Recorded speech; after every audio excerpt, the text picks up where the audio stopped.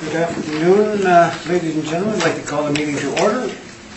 I'd like to begin by acknowledging that we're in Treaty 1 territory, the traditional homeland of the Métis Nation.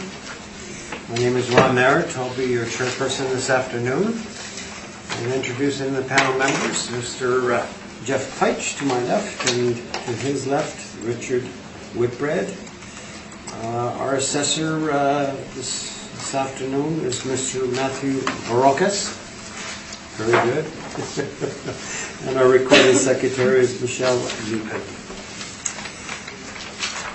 We'll be hearing application for revision of the assessment roll in accordance with the Municipal Assessment Act. The matters for which revision is requested have been described in each application, and we will limit discussions to those matters. The statements that the applicant or the assessor make at this hearing are sworn testimony, and anybody speaking on these matters must be sworn in. Please be advised that comparisons of assessments of properties are not considered evidence of market value by the board. The board is appointed annually by City Council and is independent of it, along with the City Administration. We make our decisions based on the evidence provided at this hearing and issue a written order that will be mailed to all parties as soon as possible. Please note that the board decision in respect to application may be appealed to the municipal board if the matter pertains to an assessed value or classification, or to Court of Queen's Bench if the matter pertains to application for exemptions from taxation. Should you wish to appeal, information on how to do so will be included in the board's order. In respect to the hearing this afternoon, we will confirm the matters to be addressed with each applicant following the swearing in. We'll then have the assessor's testimony followed by questions that the other applicant may have, and then will be the applicant's testimony followed by questions. Each party will have the opportunity to summarize if they wish. Once all evidence about the application has been brought forward, the applicant may leave. The process will repeat for each item on the docket this afternoon. The session will close after all applications have been heard, and the board will deliberate in private and make its decisions. You will receive the order by registered mail as soon as possible. This information, all public hearings are live stream recorded and will be part of the public record. We'll have our secretary swear in Mr. Barocas and confirm Mr. Rammer.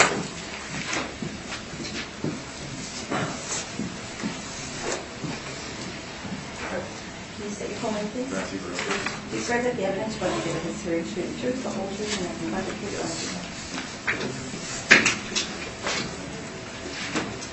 Do you affirm that the evidence about to give at this hearing is the truth, the whole truth, and nothing but the truth?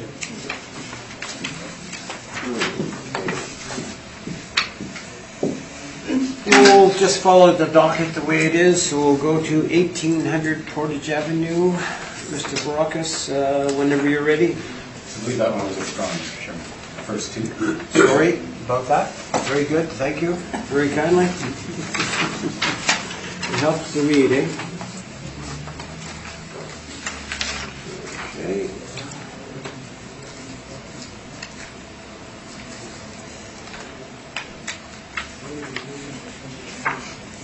Bear with me for 1 second.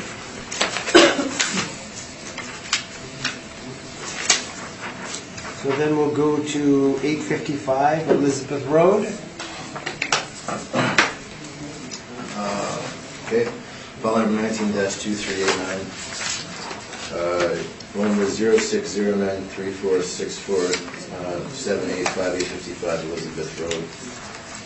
Assessed value $2,628,000 for 2020. Parameters remodeled, no override room space. That's my presentation. Thank you. Mr. Reimer, questions? No, in that provides the context, Mr. Chairman, we're asking for a confirmation under 54-1 for this property, so I have no questions and no evidence to present in this matter. Panel members, any questions? No. Okay. And we'll go on to Provencher Boulevard, 339. Mr. Barocas. Okay, file number 19-2960, roll number 06060867,339 Provencher Boulevard. roll year 2020 reference date April 1st, 2018. Assessed value $378,000. Res app 1945 on the actual and effective year bill, 5 suites, 5 outdoor parking spots. RMFM zoned land, construction class D wood or steel frame walls. You'll see on page 2 that they, have been good in adding their mailers in. There's a dollar sale, post reference, so we're not looking at that. For the income value summary, we've got 1 bedroom and 2 bedroom suites. We've got 1 bedroom, 4 2-bedroom suites for the 5 total units. On page 3 shows the average monthly rent the model is assigning is $44,755 with the model expense ratio and cap rate again generated by the model 5.9. Comes out to capitalized value 377, round up to 378. Last go around at the Board revision. Well, actually, it wasn't at the Board revision. There was no appeal on this property. It was at 319. So if you go to page 4, you'll see the comps in the area.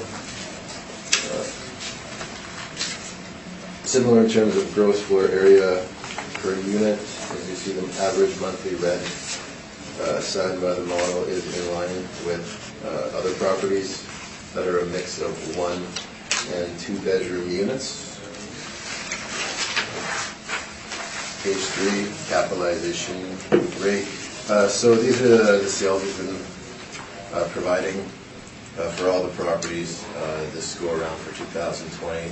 As you've seen them before, I'll just go over it very quickly. Just a sample of actual sales that took place during the reference period for the purpose of illustrating the accuracy of the model, substantiate model-derived capitalization rates. They're not comparable specific. Third, grouping down, those are the multifamily rates. They range from 4.03 to 5. I mean, there are also sales in the city that are higher than 5. This is just some examples. The property. This property has a 5.9% model cap rate assigned to it. So on page 5, there is our auto-generated table of multifamily rates here, and all the other type, retail, hotel, office, and industrial as well, the preamble that you've seen before many times. So we've got on this property, the mailer follows the auto-generated. Doesn't look like I numbered it, unfortunately, but if we're after page 6, that's where we are. So this would effectively be page 7. So what's been provided to us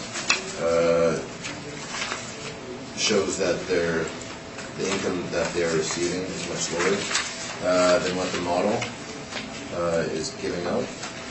So we are at 45, they are at 34. When you look on the expense side of the coin, when you remove the expenses that they submitted to the department, it shows that they're only getting a net operating income of $2,168. However, included that there's some interest as well, which is typically not something that's counted in terms of calculating the overall net operating income of the property. There's also a line there at the top that says environmental costs. I'm not quite sure in regards to what those are. And then also another thing that you'll notice is that the property management and administration at $34.65, when you divide that over the actual effective gross income they're reporting almost 10% in management fees, which is roughly double what we typically see on the open market, particularly. So it looks like these expenses, I didn't deem them to be usable. There's more, which I'll talk about in regards to when the applicant brings forward their expenses, particularly the 2016 year, where it looks like there's some inconsistent information based on what they've submitted compared to what was submitted to the department at the time. As such, I just went with the model on this one. Now, in regards to looking at this, what's most noticeable and should be considered is the fact that they're only getting just shy of $35,000 in regards to income. So probably that's what you're thinking about, right? For gross potential rent, we're saying $44,000 and $43,000. In my opinion, this is a model-derived cap rate for an investment of this size. And this is a sentiment that's been echoed by, I had a hearing on Wednesday, the applicant echoed the sentiment, and they had a lower cap rate, not this applicant, a different applicant, whereby a smaller investment like this, when you're looking more in the $300,000 range, there's a much bigger pool of potential investors, people who want to get into the rental property game, get their foot in the door. In my mind, this is a very attractive type of investment. You know, a couple can, they can get together, they can buy it, they can live in one suite, they can rent or another suite, and they can move up from there. So in my opinion, the model-derived cap rate is probably too low, but I didn't make a change to that. And I didn't make a change to the effective gross income because of the expenses don't seem right. So for a property like this, in my opinion, $378,000 does seem reasonable, just based on, I think it's a very attractive investment. That's my best, thank you. Thank you. Mr. Reimer, questions? Yeah, thanks, Mr. Chairman. Mr. Brokus, you mentioned the nature of the asset and the smaller, I think there's 5 units here, if I recall correctly. What evidence have you provided to, or I should say, have you provided any evidence to substantiate that statement? Because I didn't see it in your brief. Not anything written down in my brief. Okay, so you're saying it's a lower risk asset because it's lower value, and therefore you have more people competing for it, if I understand the logic. I'm saying that at this price point, even looking at your evaluation, man, I like to get in on that. It allows, it opens the door wider for people who don't have access to taking out, millions of dollars. No, I understand. So that's the logic. That's the logic you're saying. Yeah, that's what I'm saying, and I also have some suspicions in regards to the income and expenses that have been submitted to the department. I'll go through that in a few minutes. With respect to, so we've got a 5-suite building, and we can agree on that. Yes. And so if one suite goes vacant, you've got a 20% vacancy rate, correct? Yes. Okay. Yes. Now, you've mentioned the model-driven numbers, so we can agree that what was reported, leaving aside the income statement that we got from the property manager, the information that you got from the owner would indicate that the potential gross is about, give or take, $10,000 less than the model-driven number, correct? Yes, that's correct. Okay. So now, there's no page numbering, but could I ask Mr. Brokus, yourself and the board members to go through this? It's the income and expense form that was submitted that in the upper right-hand corner is dated May 3rd, 2018. And I think this is the one that Mr. Brokus was referring to. Yes, that's correct. Okay, so now you've suggested to this board that because of concerns you have, and sorry, I'm going to take a half step back. To be clear, the model in no way, the model valuation in no way reflects or takes into account the site-specific information that you've attached and that the owner submitted, correct? No. You're correct, yes. Okay. So, I entirely agree with you, Mr. Brokus and Mr. Chairman, for the sake of honing in on the issues. Line 215, which is interest, that's never part of our expense calculations. So if I take the 2168, Mr. Brokus, and we add back this interest, then we're up to a total net operating income so far of 7531. Now, you're not suggesting the property tax amount is incorrect then, correct? No, I'm not. And for maintenance and repair, you're not suggesting that that's an amount that would be subject to concerns, correct? No, I would say that's... Now, environmental costs, I'm agreeing with you, that seems like an extraordinary cost, so let's add that back in. That's 5460. So I agree with you, that seems unusual. So now we're up to an indicated net operating income of 12,991. I'm also agreeing with you, Mr. Brokus. You're suggesting the property management fees. Are you assuming when you made your statement that the typical management fees are about 5% of the gross? I know that's what you guys stabilize at and others. Yeah, Well. I would agree with that. So we can agree that 5% of gross would be a market management expense? Yeah. Okay. So we're at 1299.91, but then we can agree if we take the 34,798 and multiply that by 0.5 by 5%, that's $1,740. So let's just take 3465 minus 1740. So it's overstated, and I think both of our opinions, by $1,725. So if we add that to the $12,991, now we're at $14,700, $716. And I share your concerns, Mr. Brokus, with all those items, but we're still sitting with a reported net operating income after making all those adjustments of less than $15,000, and we can agree the model was taking out an NOI, an imputed NOI of over $22,000, correct? Yes. Okay. Now, the capitalization rate, and Mr. Chairman, I'm going to ask if the questions relating to cap rate and my presentation on the cap rate, if you could just carry that forward to everything else subsequent to this property. If we could do that? Mm-hmm. Okay, so Mr. Brokus, you're page 4A. And you were very forthright, as indicated at the top of that page.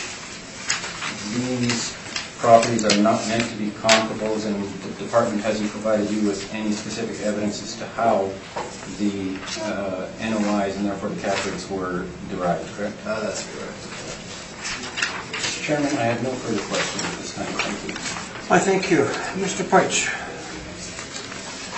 Questions of the assessor? Just for a point of clarification, you had made reference, sorry,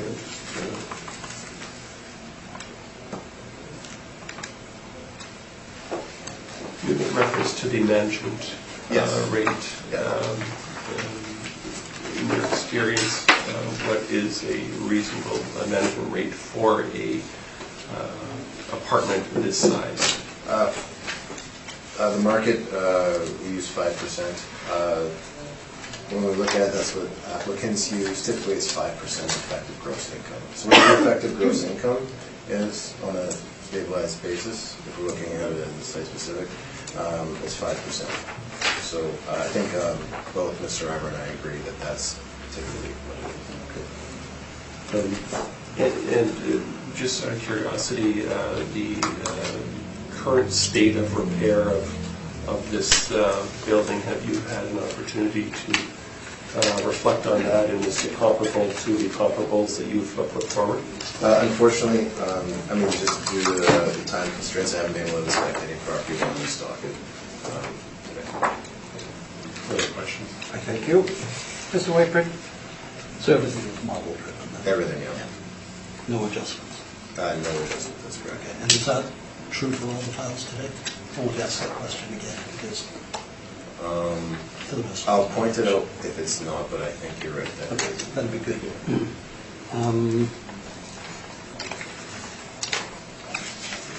2018, you did a you had a $319,000 value. Yes. Do you know what the cap rate is on that? Actually, no, it wasn't appealed. Maybe I do. No, it wasn't appealed. Usually, I do have that. Mr. Chairman, I haven't objected yet, but that's, well, a post-reference sale, and it's dollar consideration, which is why I didn't object to it. But if we come out for that fact, I would be objecting to the inclusion of that evidence. So I would, if we're going to start to provide evidence of cap rates and such, then I will be objecting to that, the inclusion of that evidence. Okay, fine, thanks. No further questions? Mr. Barocas, when you received these questionnaires and when you concluded value for the subject property, because it's 5 units, and you know your gross is close to 45,000. Yeah. But on the questionnaire, do you cross-reference these? Because When I'm doing the review, yeah. For sure. yeah, well, there's a discrepancy of, let's say about $10,000 in regards to gross. So does this kick anything into effect, cause you to delve into this further? Yeah, definitely. It definitely does. And Because I'm just looking, your figure is $745 a unit, okay? And, I did some calculation that it's $580, per month for each particular suite. And some of them are 2 bedrooms and one of them is a 1-bedroom. I'm just wondering, how you approach this in regards to valuing the subject. okay, so when I was looking at this property, I mean, it's more of a unique situation. It's smaller Well, building. I know you had talked about that, so that's understood. Yeah, Okay. so when I'm looking at this property, and that was the very first thing I noticed, is that our gross potential rent is a lot higher than what they're reporting. And so I pulled mailers. Yeah, so therefore you That raises a rely red on the flag. model. You rely on the model then.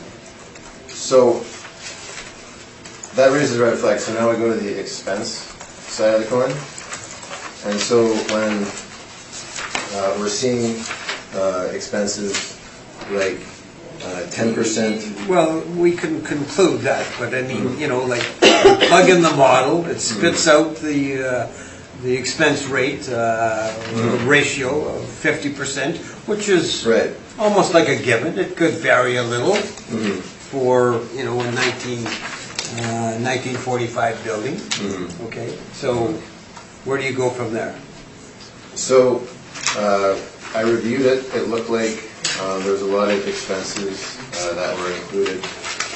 Yeah, well, you can discount them, and Mr. Yeah. Reimer alluded to that fact. Exactly. So my questions in regards to the validity of expenses are going to become much more apparent when we look at the applicant's 2016 numbers that he has in comparison to the ones that were submitted to the city. Completely different. Okay. So you're I defer to the model. yes. So you're sticking by your evaluation. Yes. Okay. Now, if the numbers that were submitted for 16 were similar to the numbers that were the same or off like $1 each way for 16, then I'd say, I would put weight on them, and that would be an instance where I would make an adjustment. I'm not ever been one to not make adjustments here at the Board of Revision. However, it looks to be, without Gary presenting, it'll be my question. Okay. I thank you. Mr. Reimer, your presentation, and I just, went briefly through it. Where's the workup? Is it in there? It is in the text of it. It's in the text? Yeah. Okay. So it's not the normal? It isn't the normal thing because of the very limited information that we had on this property. Okay. So, start off with a couple of comments. Recall, Mr. Chairman and members of the board, understand Mr. Brooks' concerns with some of the figures that were submitted, and as I said, I agree with them, but please don't lose sight of the fact that after making all the adjustments, which we can both agree should be made, the reported NOI is still less than $15,000, which is $7,000 less than the model-driven NOI, and we made all these adjustments. If you, and I'm not going to take the time to go through it, but if you go through the other questionnaires that were submitted directly by this owner, the NOIs are very similar, so it's floating in that $15,000 range. Now, Mr. Barocas has made, I think now I understand where he's coming from. On the 2016 information, he made a couple of references to it. That ties into two comments. So I'm going to anticipate that, and Mr. Barocas, I encourage you to ask whatever questions you want, but I'm anticipating what you're going to be questioning on. On our very last page of this brief, on page 12, there's a 2016 income statement. It's 1 month. Our client, at the top of the income statement, you can see Mainland Commerce Real Estate. They assumed management of this building in December of 16, so there's virtually no information. And the reason for that is they didn't have it. They just used management that month. So if you turn to our page 11, the page prior to that, then you see, and there are some differences. I gather that what Mr. Savoie submitted, which is what Mr. Brocas has attached, he filled this out by hand, and it was based on his records. The statement on page 11 for the 2017 year, I've noticed that there's some differences in the individual numbers, but the overall, there's overall a very, very high degree of consistency in those figures. So as you can see on my page 11, the NOI there calculated for 2017 is $16,465. That's actually a couple of $1,000, well, so $1,800 higher than the NOI as adjusted that we calculated from the sheet submitted by Mr. Savoie. So I'm sticking with my suggested NOI of $16,465 based on that 1 year for 2017 on page 11. And then, so if you go to now, Mr. Chairman, to your point on our page 6, please. So on page 6, this is purely, again, we had exactly 1 year's worth of information, 2017. 2016 is irrelevant from what we had because it was just 1 month. So on page 6, I go through the highlights of the income statement, the $35,384 effective gross income, the stabilized expenses, which is based on the income statement for 17 that I just had gone through, and the NOI, which is $16,465. So then what we're left with, based on that NOI of $16,465, is cap. So we're suggesting a capitalization rate, for the reasons set forth in our study, of 6.25%. So I'm going to go through that right away. Before I forget, though, I think it was Mr. Whitbread that had asked about the condition of the property. And what I can tell you, the advice I've been given is, chances are 12 months from now, these improvements will no longer be on that property. The chance it'll be removed. So I don't believe the condition, I think the condition of the site is such that it's not viable in the long term, and that's probably a reflection of its age. So in any event, on the capitalization rate study, if I could ask the board members and Mr. Barocas to refer to that study. On the very first page, a summary of our cap rates, and this will apply to all the matters this afternoon. Summary of cap rates on page 1, sort of towards the top of the page. So pre-1946, we're suggesting 6.25%. 46 to 59, we're suggesting 6.25%. 60 to 79, which is where a lot of the apartments, the age group in which a lot of the apartments are, we're suggesting 6%. Then from 80 to 97, we're suggesting 5.75, and from 98 plus, we're suggesting 5.25. That information was in turn based upon, if we go to page 3 of our study, there is a list of properties, and I have a question, because I don't want to belabor this study if all the panel members are very familiar with it. I know Mr. Barocas certainly is. So may I ask the question, would the panel members and the board prefer that I go at a higher level or go into many of the details because the study is not as familiar to the panel members? In regards to what? This study. Okay. Like I can go... The cap rate? The cap rate study, yeah. I can go through it in a lot of detail, or I can go through it... I think we've... Jeff, okay, we're fine with it. So I'm going to take it at the higher level. Yeah. That's okay? And I'll Yeah. keep it at that too. Okay, so then I'm going to stick with, on page 3, this is the summary of our findings. The cap rates, as you can see, they range from a low of 5.13%, that's for triple C Ward, up to a high of 6.75% for 512 Balmoral, and then everything in between. What we've summarized there is the sale prices, the sale dates, the year built and effective year built, and some of the highlights, for instance, where there's been renovations and upgrades and such, or any other cogent facts relating to the transactions. Then behind, starting at, and this is sort of where I'll keep it at a very high level, behind starting at the page for the board's reference, starting at page 6, are the details of the calculations that went into those cap rates. So at the end of the day, what we've got, in the case of the subject, this is an older building, and because of that age bracketing, it would actually be pre-1946. I believe this was a 45 construction, which is a different year than I've been led to believe. But in any event, the 6 1/4 is based on these older properties as set forth in the summary, and we're asking for a 6 1/4 cap rate in this case. And where that then leads us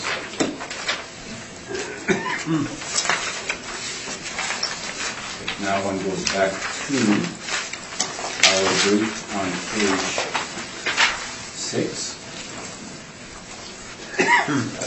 The cap rate of at the bottom of page 6, the cap rate of 6.25% applied to 16,465 in NOI, resulting in value of 263,000, and that is our suggested value this afternoon. Thank you. I thank you. Any questions, Mr. Barocas? Okay. Would you agree that in regards to your page 11, Yes. which is the 2016 numbers for this property that you have, are different than the 2000, are significantly different than the 2016 numbers, which unfortunately I did not number, but I have in my brief. I'm sorry, are you talking, you said page 11, which is 17. Which is yours. Yeah, my page 11 is 2017, not 16. My page 12 is 2016. Oh, okay. So page...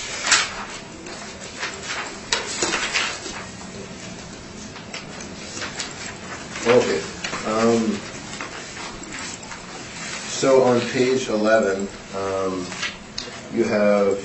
you mentioned that the property was going to be potentially removed, as using that as an indication in regards to the quality of the property. Have you inspected it? I have not. Okay. I just noticed that they did about one,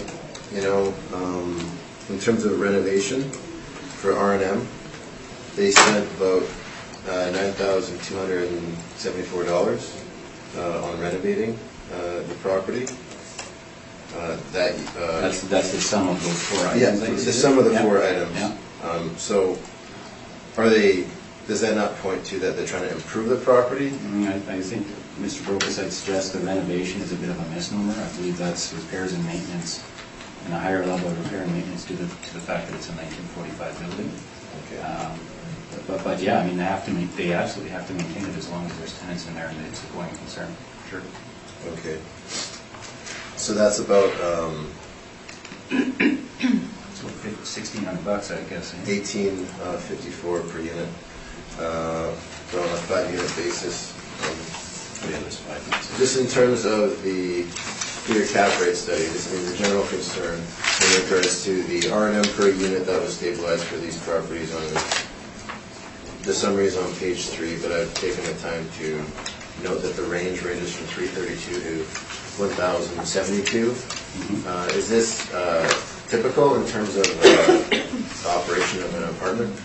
So let's, because you've asked the question, let's get into the details of some of this, because it doesn't lend itself to a yes or no answer. A couple of things that you'll see as I go through these. The properties that are generating the lower rents, it's just obviously it doesn't make business sense to spend more on repair and maintenance than you're gathering in on the property. So in the very general terms, the trend towards very low R&M will be most pronounced where the rents per unit are at their lower points. Similarly, if a building is very, very new, you would expect to find lower repairs and maintenance. So on page 6, 210 St. Mary's Road. This one was $332 a suite, but if you look at the dollars per suite towards on row 3, potential gross market or market gross rents, it's $597 per door, which is, of course, very much on the low side. And similarly, and this I'm now going to go through quickly because we've all heard this, it's similar for, on page 7, for instance, you've got an R&M of $1,000 per suite, which is on line 27, but you've also got a substantially higher potential gross rent of $828 per door, shown on line, or sorry, I should say row 3. So the other thing I'd mentioned is if you've got substantial renovations, you would also expect post-reno that the expenses would go down, and you'd see that in this study as well. And the other thing that I would mention is with the newer properties, as I stated. So if we go to, for instance, page 13, and this is the Beach Avenue property. This is a 2014 build, so it is a much newer building. As one would anticipate there, the stabilized expense on line 27 is $500 a suite. So, Mr. Brokus, certainly your commentary about the low repairs and maintenance is well received, and it's been certainly reviewed by us, but we believe there's very cogent reasons when you look at it on a site-specific basis as to why they're at that level. But, and again, not to move away from the fact that, yes, the repairs and maintenance expense that we've used here based on that 1 year is higher. It certainly is. It's, like you said, it's, I guess, about $1,800 a door. For a very old building, that's what I would expect. Okay. I mean, you've heard other questions about the cap rate report, so I'm not going to go further into it. Just in regards to the overall investment here, is there any merit to the line of thinking that at this,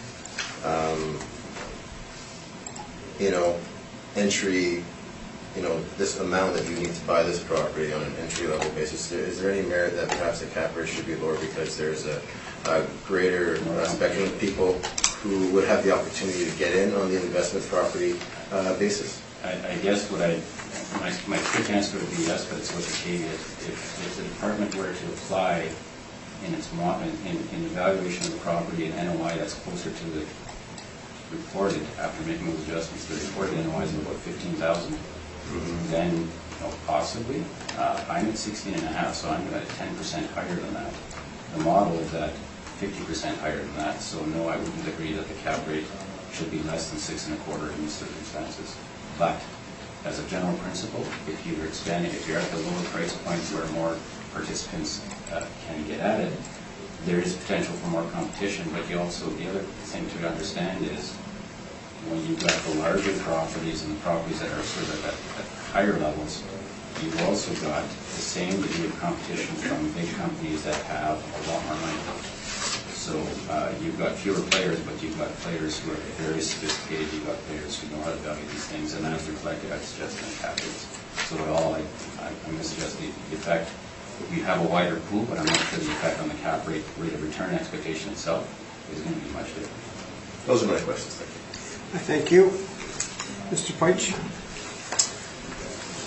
I'm relatively new to this, so pardon me for Certainly, no, by all means. Pedestrian questions. But I notice on your page 3, we've got 215 La Vérendrye, we've got 718 Beach. There are 6 units each. Sale prices, I think, within the reference period here of 1.1 and a little over 1 million. And subject property, recognizing that these are newer units, but subject property is, sure what number you were asking. 263. 263. How do you reconcile that? Yeah, absolutely I can. So the starting point is this 1945 building would be expected to and is throwing off a minuscule amount of cash compared to these. So that's, now you've mentioned the 2 properties, and that's for sure. Yeah. 215 La Vérendrye. So if you go to my page 10, and this is going to be a quick answer. If if you go to line 33, Yep. and the stabilized net operating income. Yep. So recall that our stabilized net operating income is somewhere between, I'm suggesting, 15,000 Yes. and 16.5. The Yeah. NOI here stabilized is 67,859. Okay. Yeah. And then similarly for Ward, your question, Mr. Preich, is a very good one, but this highlights sort of why we believe that the rate of return indicators can't be viewed in isolation. And if you then go to the other one, the beach, so that's on page 13. And this, of course, is, I mentioned the age, this is one of the newer buildings, it's a 2014 building. If you go then to line 33, the NOI, the stabilized NOI is 58,000. Yeah. So that's, the question is very good because there's 6 units and it looks dramatically off, but there's a reason for it. Yep. And it's driven by that NOI. And there's been some reference that you've made in regard to the repair and maintenance. It does seem a bit out of whack. Are you able to just shed a little more light on that? Is that again back to the age? Yeah, the 1945 age, when you're talking about buildings that old, the repairs and maintenance, typically, all other things being equal, the R&M is going to be higher the older a building gets. Yeah, okay. Up to and until if there's a, if they've done a substantial interior renovation to the suites and such, where we'll call it refreshed or refurbished. Okay, well then your R&M is probably going to be up, and then it's probably going to dip for a while. In the case of this building, that has not been done, as I understand it. And Mr. Chairman, unfortunately, as you know, we typically will take the 3 years worth of stabilized R&M to come up with a more, a cleaner figure or a more average figure. I didn't have that information, but I would suggest, again, if you go through what Mr. Brokus has submitted as far as what the owners submitted, the R&M and the NOI calculation are fairly similar. So, but yes, at the end of the day, the 8,000 or I think 8,600 that I'm suggesting, based on the income statement, will be a function of the age. Any other questions? I thank you. Mr. Whitford? Just following that, I'm thinking on page 10 of your recap, Cap rate study, okay? the study. I'm looking at line 32, the 23%. I'm trying to sort of reconcile my head with the numbers leading up to that. Everything is over 30% except 2016 pro forma, and yet you've come up with 23% stabilized number.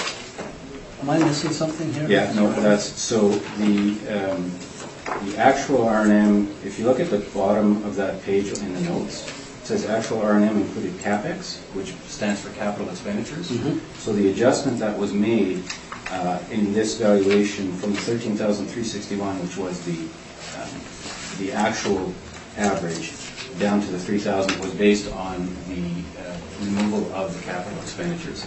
So the pro forma on the, so you've got the stabilized column that you're referring to, Mr. Whitbread, and then you've got 2 columns to the left of that. There was a 2016 pro forma. It actually had $1,800 as repair and maintenance.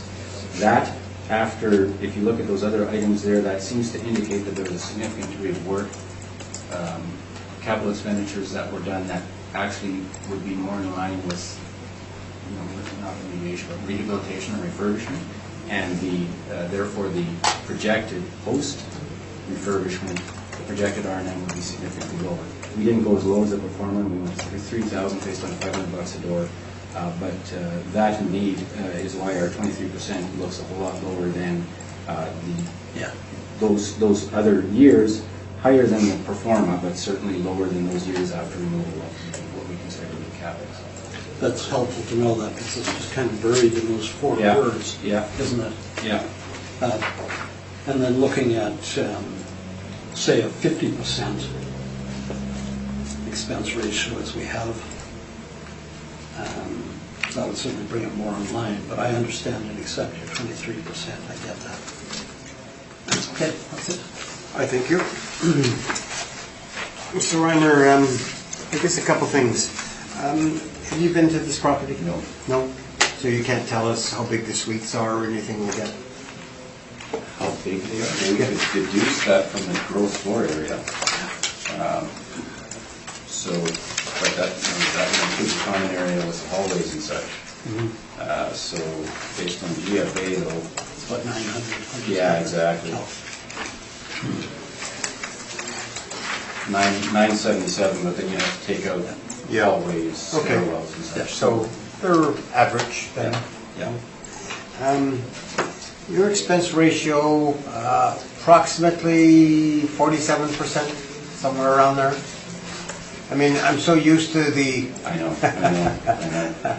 I and, must have, to be Okay. honest, Mr. Chairman, I must have run out of time, so let's do this, okay, well, roughly it's around there. Yeah, I mean, Okay. that sounds about right. So, Don't you have the 53.5, Mr. Reimer? 53? That's my 18,919 divided by page 6. 35384. Indeed. Okay. Exactly right, 53.5%. Just That's roughly- in the text. roughly Yes, finished that's it, right. okay. Yep. So you're a little higher in regards to the city, okay? But I guess, you know, there seems to be confusion here, and, you know, normally we're fairly close. But I can see on the, and this is a key point to the city, perhaps when they complete these expense, estimates, it'd be nice to see a vacancy rate in there, or probably the number of suites could be specified, and occupancy could be a percentage. You know, like 100%, 80%, so we know, that the gross figure presented is either the potential or it's fully occupied. Would you agree? Well, we have a spot here on the third column over about halfway down. Yeah. The average percentage of space Most not filled in. vacant, it's not filled in. I mean, Okay. So we assume that it may be 100% full, but we don't know. if you compare this mailer to the 2017 mailer they submitted, the numbers are different. I don't know if I would- So, Mr. Chairman, can I interject? Yep. Actually, you can, not from, I only had the very income statement, as I mentioned, 2017, but if you go to Mr. Brooks' briefing, you've got the one page that I think Mr. Brooks was just Yep. referring to. And if you go to the next page, there's Okay. actually a rental alert. okay. Okay, so if you add up, and this gets to what you're asking about, if you add up the monthly rents in that column. Okay. What does that figure come to? That Do you figure know? comes to $28.99. 28.99? Yeah, so then if you multiply that by 12, now Okay, you're... 3,000 is 36. Actually, it's 34,788. Okay.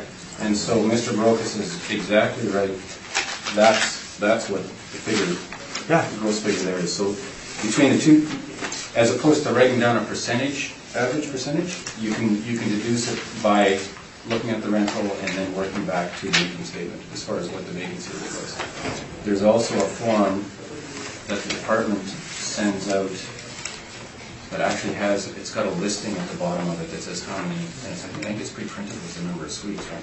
Yeah. Yeah, and then so a lot of owners, some owners just submit their income statements, like I have here, but some owners actually fill out, goes out where the department sends a page out saying the number of one bedroom, number of two bedroom, and then the owner fills out the average rental per suite so that you can calculate that. But that's not part of what was submitted here. So your cap rate is 6 1/4? Yes, indeed. Okay. And the evaluation is 263. Yes, indeed. Okay. Mr. Brooks, summation if you'd like? No. Okay. Mr. Reimer? No, thank you. Okay. Thank you, Mr. Chairman. A lot of time for 5 suites. Now we will move. Okay, we'll go to either to the left or to the right. Down the street on Provence. Okay, 286. Mr. Chairman, Barocas? if it helps, by the way, I'm asking for 50 for one here as well. So whoever- Okay. Mr. Barocas, can you read that into the record? 287 or 286, Mr. Chairman? 287? Yeah. Okay, sorry. File number 19-3466, roll number 0606, 1003-000-287 for Blanchet, assessed for the roll year of 2020 at $960,000. It's an apartment 1946, so all parameters were modeled. That's my mistake. Okay. Any questions from the panel? None. Okay. We'll move on to Watt Street, 760. Mr. Barocas, whenever you're ready.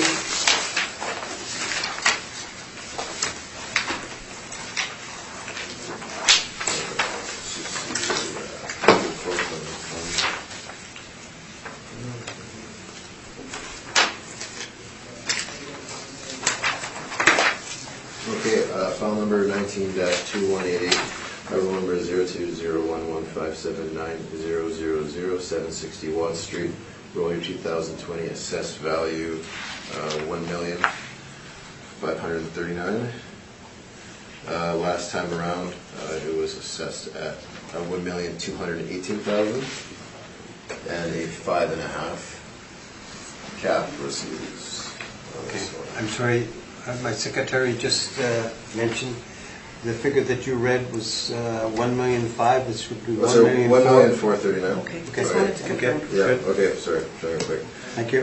So last time around, 2018, $1,218,000, and it had a 5.5% cap rate.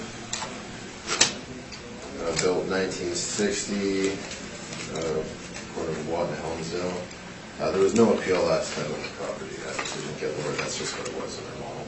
1960, 17 suites, 15 outdoor parking spots. The purposes of brevity, we are within approximately $100 of each other in regards to net operating income. So I'm not going to belabor income and expenses on this one. The model workup you can see is on page 3. So predominantly it's a cap rate issue. We're at 5.3. They've been good in handing in their mailers, so we got 1 bachelor, 10 1-bedroom, 6 2-bedroom for 17 total units. So we're at 5.3 on the cap.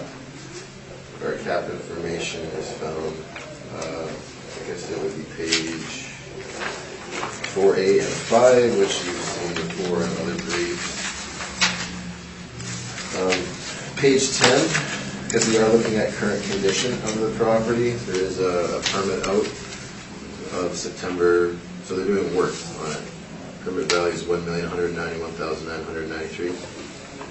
Landlord work to replace existing windows, brick veneer, structural repairs to concrete block bearing walls, and remediation of this existing crawl space. So they're doing some structural work to the place. We are looking at current condition, so it is relevant. So, I mean, you've heard cap before. We're at 5.3 on this one. It's 1960. We don't have an effective age on it. We don't have any recent inspections on it, and I haven't looked at it. So last time it was 5.5. This time we're at 5.3. That's my evidence. Thank you. Mr. Rimmer? Mr. Barocas, just briefly on your page 10, the permit, we can agree this isn't a refurbishment or a refreshing of the building. This is actually structural work that's relating to the building structure itself, correct? Yes. Okay, and yeah, I'm agreeing with you. It's cap rate driven this appeal, and you mentioned it, model driven parameters top to bottom. Yes. And Mr. Chairman, all questions on cap, if I could ask that to carry forward, ask and answer, I appreciate it. Thank you. Thank you. Mr. Punch? No questions been answered. Okay. Mr. Whitbread? If you want to ask yours, just give me 1 more minute.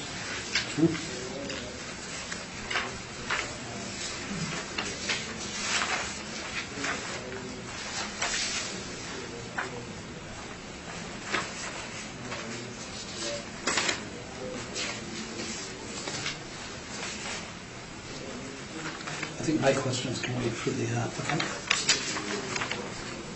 Okay.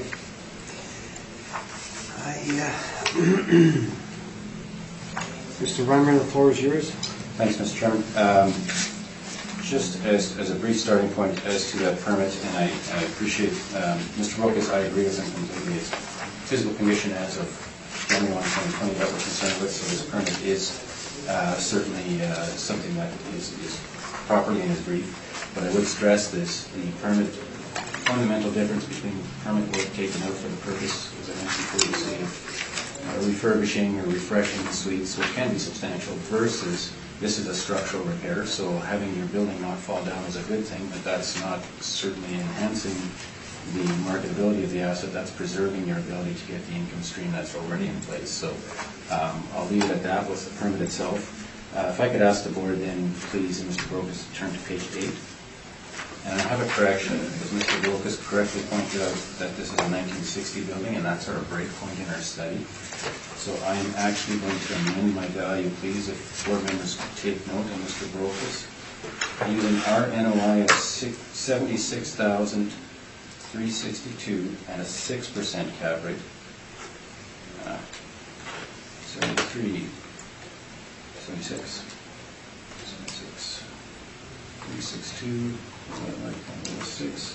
My requested value is $1,273,000 rounded. At 6%. At 6%. Okay. And Mr. Brokus defined it very, very well. Our NOIs are virtually identical, so this is cap rated for the same reasons I spoke of earlier. I believe 6% in this case is appropriate. I certainly believe, as I mentioned, that permit has the effect of preserving the asset but not enhancing it, so we're stick with that 6% rate and ask the board to vote accordingly. Thank you. Thank you. Mr. Brokus?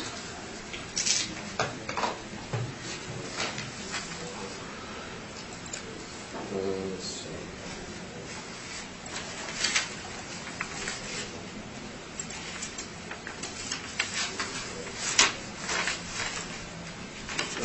No questions. Thank you. Mr. Peitsch?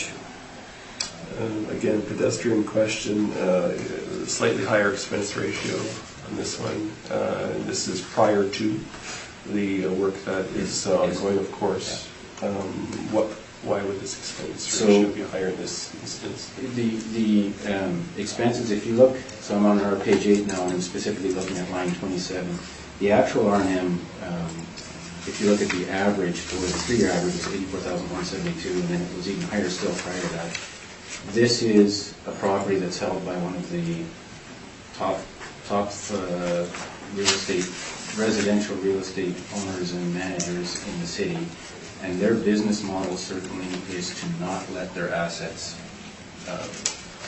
waste, for lack of a better word. They keep their assets in very, very good condition, and in order to do that, the bulk of them are sort of like this. They're 60s, 70s vintage, and in order to do that, they spend significant sums of money on ongoing R&M every year. So our 55.8% reflects adjusted costs, mind you, but with a lower R&M based on that kind of maintenance, which then gives them the ability to attract the rents that they're getting on it. So that's the reason for 55% in this case. Again, these are all expenditures related to a period and not expenditures that require amortization over. Well, actually, that's a very good question, Mr. Peitsch. If you look at our line 27, so there's no headings for it, but the two numbers to the furthest left, that's 2013 and 2014. So you can see there in the 5-year period, at the low end it was $59,000 in 2017. At the high end it was way back in 1,360,000. Our average is 68, so our average of 68,000 is significantly less than all of those years except 2017. And so the theory, actually, that's a very good point. In this case, the theory underpinning that is that some of those much higher expenses relate to capital expenditures. If you turn, then, Mr. Chairman, if I could ask the board members and Mr. Brokus to turn to page 32.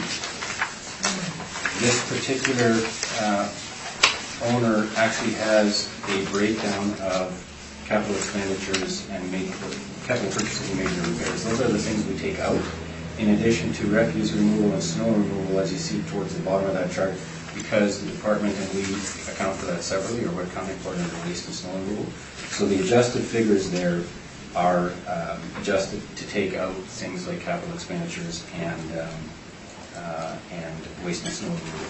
So that's the theory behind the adjustment to the R&M from actual resulting in the 55% rather than something that was higher still.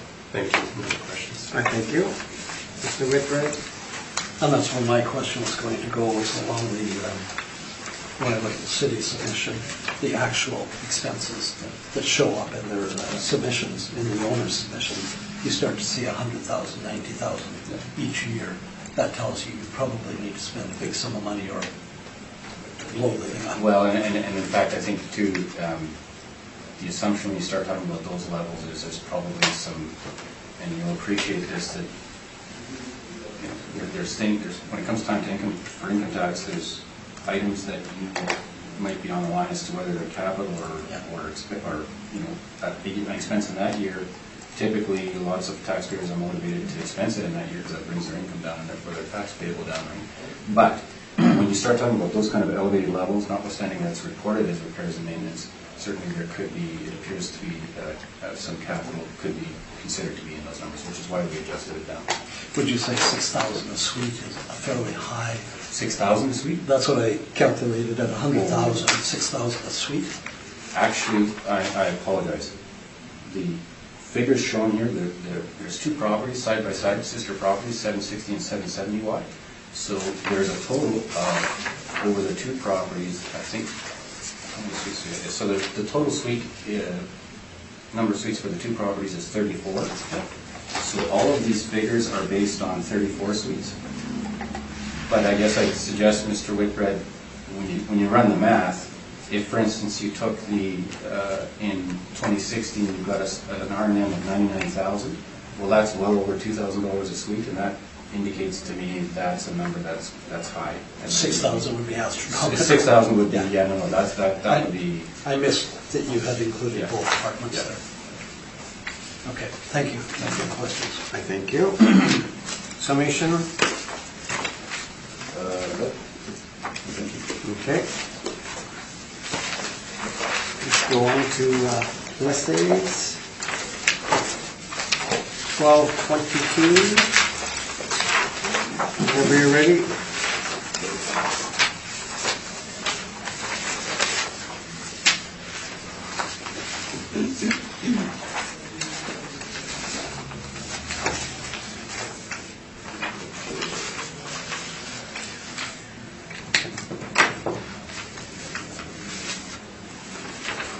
File number 19-3404, roll number 09007004, 7,000, 1222 Plessis Road, Plessis between Pandora and Gold.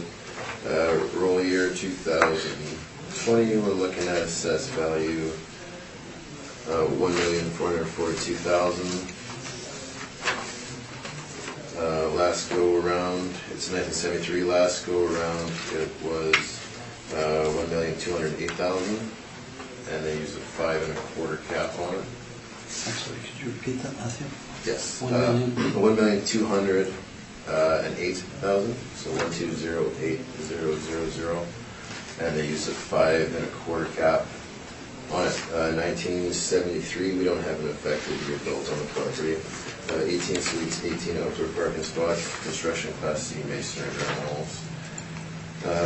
Again, for purposes of everyone's time, we're highly similar. We're within $1,000 in terms of net operating income, so I'm not going to go through the income and expenses in great detail for that reason. Again, cap rate predominantly. So you'll see on page 3, 18 suites, 14 one-bedroom, 4 two-bedroom, capped at 5.1 with their model parameters. Estimated market value $1,442,000, rounded on the property. Following the generated brief, we just have the most recent income and expense given, but because we were so close in terms of net operating income, I'm not going to, go through that. So last time around, 1,208,000 at 5 1/4. We're at 1,442,000 at 5.1. So similar cap rates. That's my understanding.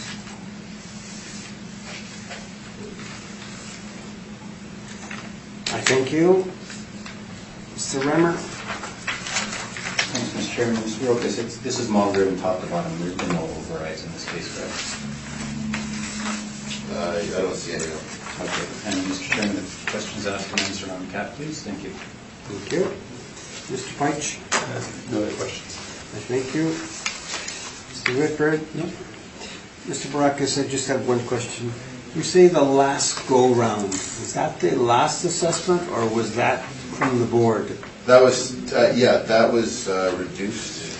Okay. It was reduced. That was by the board. It was by the board. It was reduced from 1,366,000 to 1,208,000, and they used a 5.25 cap on it.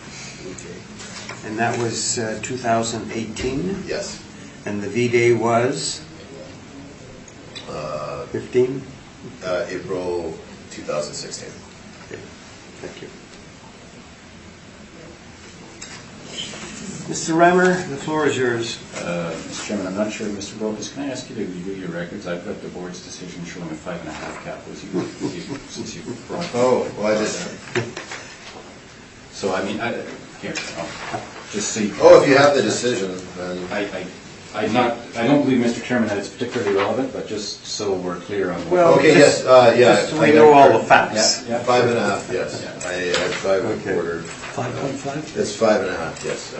Thank you for bringing it up. Okay, with that said, Mr. Chairman, Mr. Brokus is exactly right. He's framed the issue. It's cap rate. If I could ask the board members and Mr. Brokus to turn to page 8, please, of our materials. And in fact, we're a wee bit higher in our calculation of the net operating income. If you look at line 33, our stabilized NOI is 74,572, which is just a touch higher than the assessors at 73.5.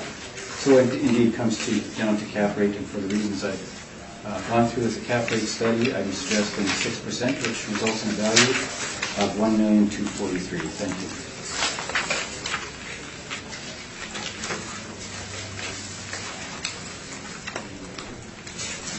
Give me a minute, Mr. Reimer. Oh, here we are. I apologize. It's going too fast on that thing. No, you're fine.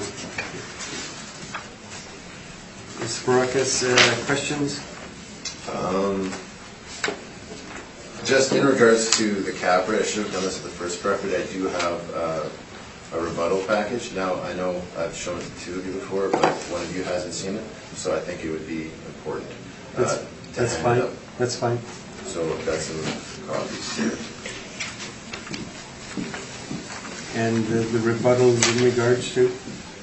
Just, these are some sales mailers submitted by the owners of properties. The sales that are in the Altus cap rate study. Thank you. So I should have presented this with the first property, but it slipped my mind. We'll make it applicable. Yeah, no, I know, at least two of you have seen it before, but I think that it would be irresponsible of me not to put it forward. So basically, what we're looking at on page 1 here is the sales mailer submitted to the department by 210 St. Mary's, which on Altus cap rate study, page 3 is the first property in their study. So this is the sale, $830,000. You'll see if you flip to page 5, line 32, it's highlighted. They indicated that the property's purchase price was based on its net operating income, and they purchased it assuming a 5.5 cap rate, whereas Altus is using 6.25. And then page 6 is also the sales mailer submitted to the city by purchaser of 1718 Speech Avenue. And then if you go to the very last page, it's highlighted. They're saying it's based on the net operating income, and then they assumed it was purchased at 4.5 cap rate. Altus had almost a full point higher at 5. .42. So basically, this rebuttal is just to illustrate that the purchasers themselves are indicating that they purchased their properties basing it on, assuming it, the assumed cap rate much lower than the cap rate found in the Altus cap rate study. That's our presentation for that.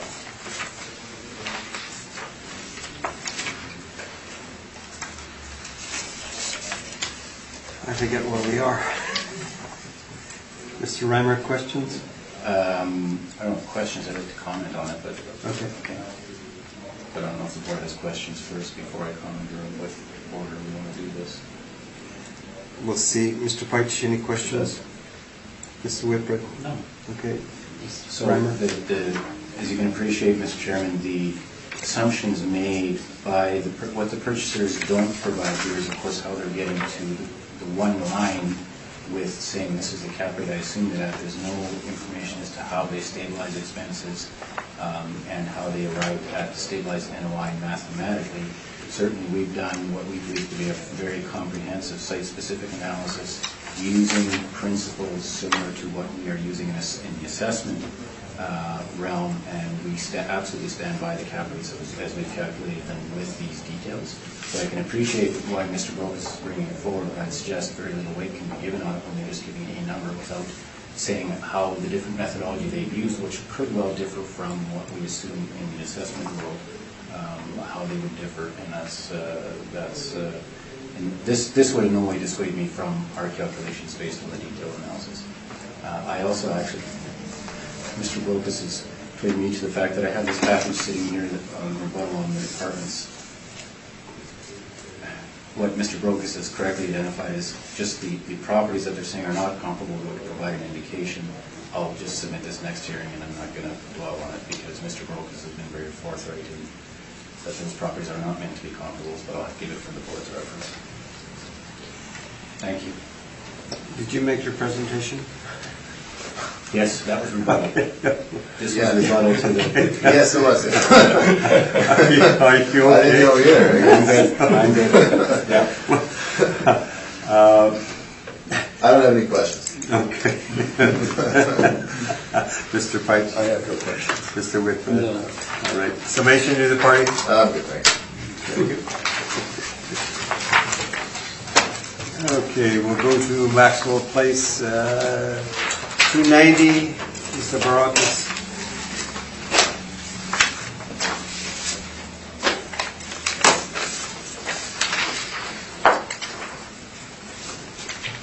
Okay. Send a chapter for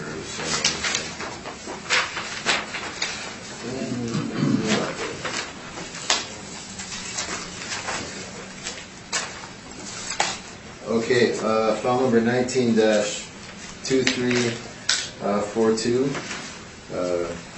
290 Maxwell, roll number 0203152600. Roll year 2020. Assessed value $1,540,000. It's an apartment, 1959. No effective year built on it.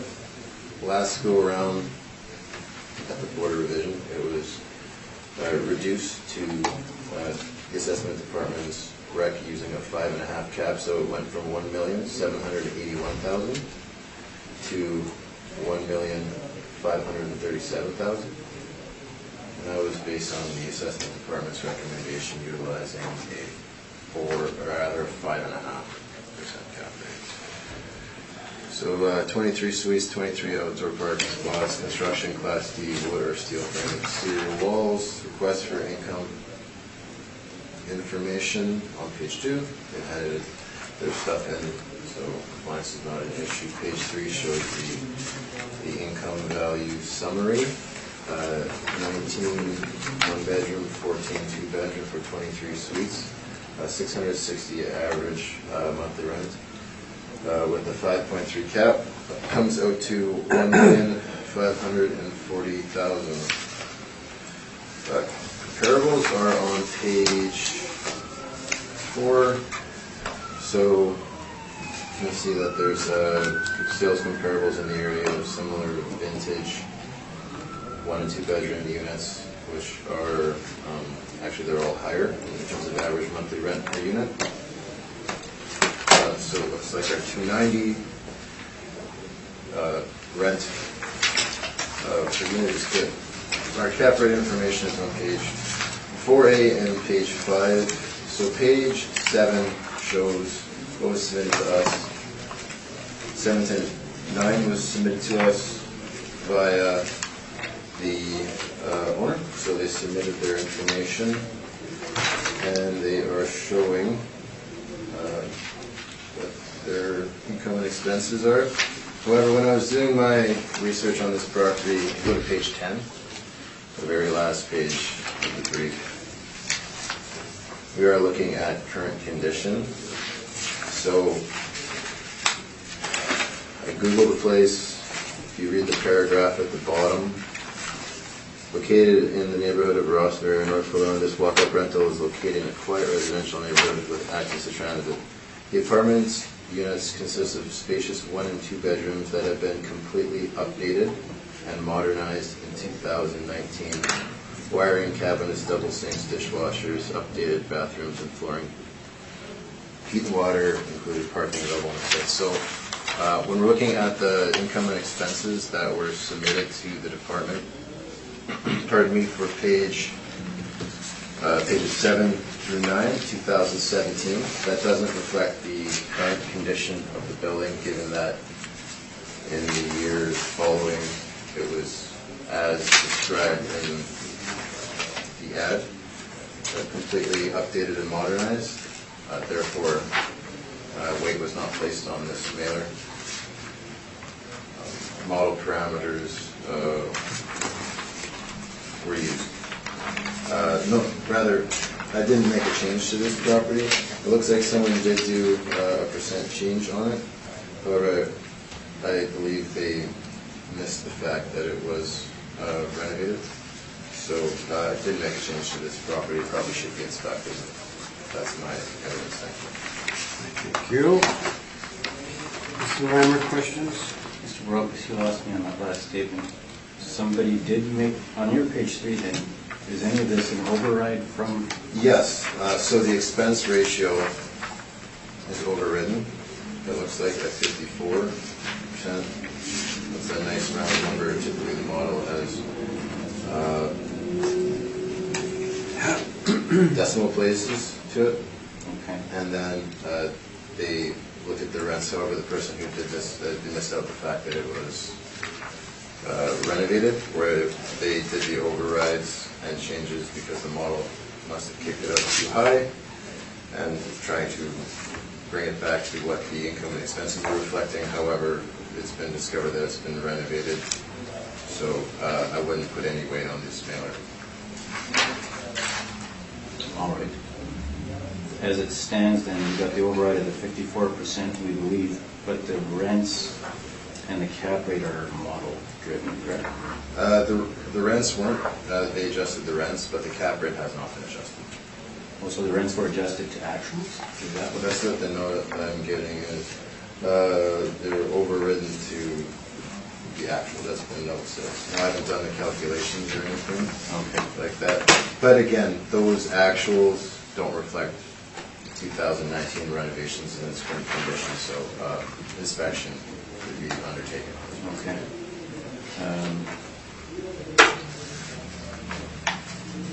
So the actual year built right now, as it stands, based on the assumptions that were made, the actual year built is 59, and there's no effective on it, correct?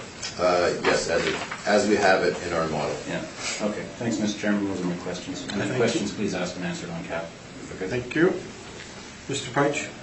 No other questions. Mr. Whitbread? No questions. I don't think I have any either, so Mr. Reimer, the floor is yours. So, Mr. Chairman, okay, so I'm going to focus on the rebuttal evidence on the non-comparables, the information that they've submitted in their briefs. As I say, Mr. Bokus has been very upfront that they're not intended to be comparables. But I'll just point out information we have on it very briefly. So if I could just briefly turn to page 2. So there's a municipal board order that talks about where properties will purchase with intent to rent it, significantly renovate, and that relates to some question about the use of the purchase price and income information. And our information, as you can see on points 2, 3, and 4, that those properties were purchased with intent to renovate. And again, on 333 Ward, which is actually one of the comparables that we've also used, that Mr. Rokas has also submitted, that's our point number 5, we're suggesting that our capitalization rate calculation is certainly accurate based on the way we've stabilized it. So I'm not going to dwell on this because Mr. Rokas has forthright comments, but just for the board's information, I'll leave that for your consideration. Now, with respect to the subject, with the renovations, I'm going to assume, if you recall, this was a 1959 building, so if we could turn to page 8 briefly, please. And 1959 is actually the cutoff year. It's the last year before the cutoff in our study from 6.25 to 6%. So, based on the information that's in Mr. Brooks's brief, I think it's safe to assume that an effective age or variant age will certainly be in the 1960 and above category. So I'm going to suggest this, Mr. Chairman, to factor that in. If you take our suggested net operating income of $75,096 and divide or use a 6% cap rate. Can't work this calculator. 196 divided by 0.06 equals. The revised requested value would be $1,252,000 rounded. Now, as far as the rents go, the renovations, and I don't know the extent to which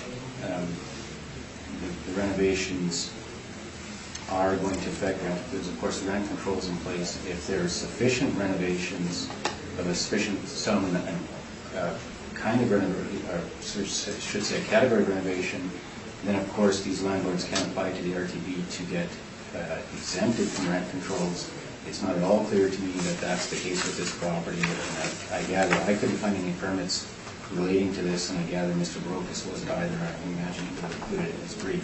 So I'm not making the same assumption that this is going to result in a holiday from rent controls, and therefore the information that I've submitted is to the gross income, and we're very, very close. As you can see on our line 13, our effective gross income on line 13 is actually $184,742, which is about $7,000 higher than the department's EGI. So if you look at our line 27, the repairs and maintenance, in 2013 it was very low, inordinately low at $16,000, and in 2016, which is likely when some of this work, the previous work had been done, is $59,000, which is too high, but we used a 5-year stabilized average of $36,000. So the $36,000 based on 23 suites is, and I need a precise number per door, it should be in the text. Yeah, it's $1,567 per suite. So I believe we're being fair in our calculation of the NOI, but I also do believe that certainly the adjustment to the cap rate will be warranted. So the requested value is $1,252 this afternoon. Thank you. I thank you. Mr. Brokus, questions? Just in regards to the rebuttal, so on page 11, that's in regards to 191 Roach. Sorry, Mr. Rokas, give me a second. Yeah. Page 11? Yeah, page 11 of the rebuttal. Okay. So it says it was purchased for $3,810,000, and they said suite upgrades of $100,000 for the, I believe it's 36 units. So that's, if we're looking at a per unit basis, so 100,000 divided by 36, that would be about 27.77. 27.78 per suite. Yeah. And when I took that suite upgrades and divided it into the total sale price. It's about 2%, 2.6% of the total purchase price. The municipal board order on page 9 said that the underlying section, midway through the paragraph, the board has not accepted any intention of renovation to disqualify the property sale. A renovation must be of significant financial investment on the part of the property owner, one that would cause future rents a substantial increase and should usually involve modification of the envelope, realignment of the structural walls. Just in regards to Roche, would this level, given the relatively small percentage of the purchase price, fall into that category? If it's truly only 2%, that would not, I would agree with you, 2% in this context would not be a significant renovation. Oh, okay. I'm not entirely, so I'll leave it at that. I would agree 2% is in this context is not significant. Okay, and then on page 12, just of the same one on Roche, it says that the purchase price is based on the property's net operating income, and they assumed a 5% cap rate, which is that not in line with our calculation of 4.84? Well, again, Mr. Brokus, we have provided a very detailed analysis on how we got to our cap rates. In order to perform the same exercise, I would need to see what assumptions were made to get to the 5%. And in the case, if you recall, I asked you about the department not providing you with the evidence on your properties that were as to how you are, the assumptions you're making to get to the percentage cap rates are quoted. Without that information, I'm putting no weight on it because there's just no way to tell. That's why we're trying to be as detailed and transparent as we can. Okay, those are my questions. Thank you. Thank you. Mr. Peitsch? I have no other questions. Mr. Richard? Nothing, thank you. Summary, either party. I'm good, thank you. Okay. We'll go on to the last one, which is McGregor Street, 607. Whenever you're ready, Mr. Brokus. Okay.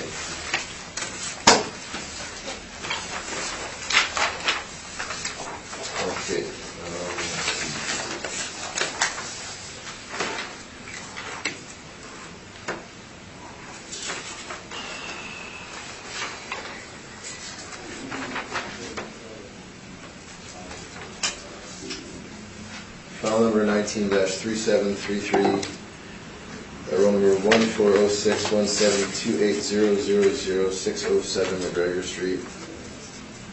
McGregor between Inkster and Folsom. Roll number, or rather, sorry, roll year 2020, assessed value $709,000. Last time around, it was cut from 652 down to 627. They used our net operating income and they used a 6.5% cap on that one.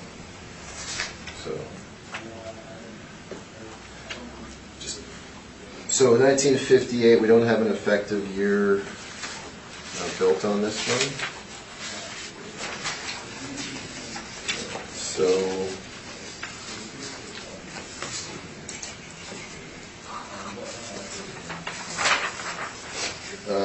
16 suites, 10 outdoor parking spots, construction classification, and wall.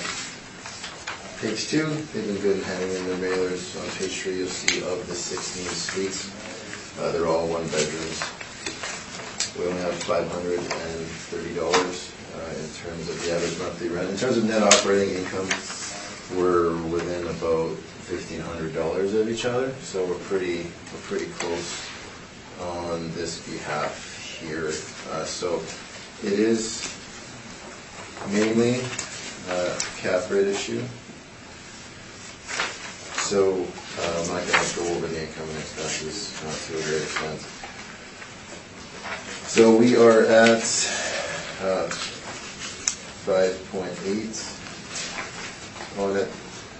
The mailers are found on page 7, 8, 9, 10, and 11. But because we're so close, it's predominantly a cap rate issue at this point. That's my evidence. Thank you. Thank you. Mr. Reimer? Thanks, Mr. Chairman. Again, Mr. Brokus, to the best of your knowledge, is this model driven top to bottom on page 3?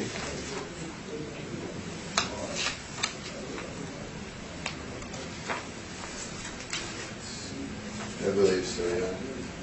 Mr. Chairman, if I could have the cap rate questions asked and answered, thank you. Thank you. Mr. Peich? Mr. Whitbread? None.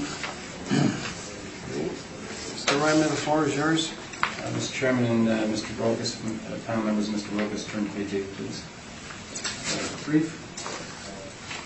And indeed, the way that Mr. Brogus is framing the issue is very accurate.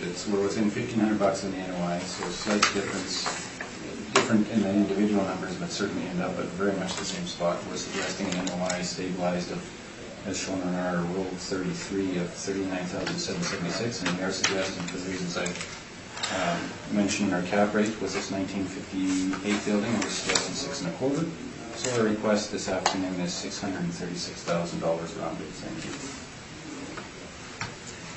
Thank you. Mr. Brokus, questions? Yeah. Do you know if this property had renovations done to it prior to 2016? Just looking at the repair and maintenance line on page 27, because you'll notice that we're a lot lower in terms of income and then a lot lower in terms of expenses to get to the same net operating income. Did you get a chance to inspect the property? I haven't inspected it, but I'll suggest this by proxy. If you look at on the top of that page, the line, or sorry, row 1, the potential gross. So the potential gross in 2015 was 98,000, and in 16 it jumps all the way up to 123,000. That certainly tells me that they applied for and received a break from rent control. Okay. But then if you go to 17, it dropped again. So the income that we've shown here certainly would reflect the current asset. So since 16, sorry, your question was prior to 2016, so I'm going to suggest, yes, there was some substantial work that was reflected in those numbers. It's reflected in the income that we've used, and also reason obviously a much lower stabilized repair and maintenance over the 5-year period coming into our NOI. Okay, so I agree with you that it looks like they did get a bump like that would require application and approval.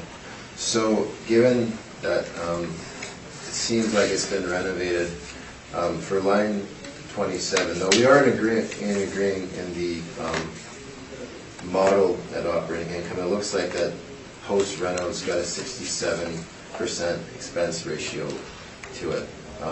What jumps out to me is that the repair and maintenance, were all 5 years averaged, including the quote-unquote renovation years? That is, well, okay, I'm suggesting that whatever work was done, it could apply to the RTV, but I'm still using, if you recall, no, that's not fair. From my perspective, anything north, and this was what Mr. Whitbread and I had briefly canvassed earlier, I believe once you get north of $2,000 a door, then you start to get into some serious questions about whether there's capex in there. So my $23,025, if you go to our page 6, that's based on the 3-year average between 2015 and 2017. So it's got the one high number, but then it's got the two much, much lower numbers. And with a 1959 building, certainly you're going to have the 23,000, which is $1,439 per suite.